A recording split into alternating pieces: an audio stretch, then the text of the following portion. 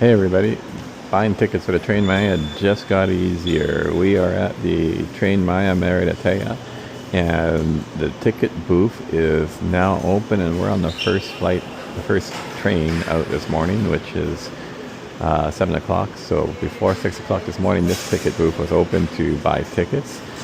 Also on the side, we now see vending machines that actually sell tickets automatically, similar to what you've seen in Europe and elsewhere.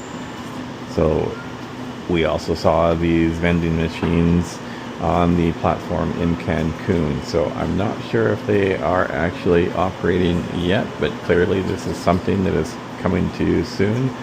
So between these, the ticket booth, the mobile app, and online, buying tickets to the Tren Maya just became easier for everyone.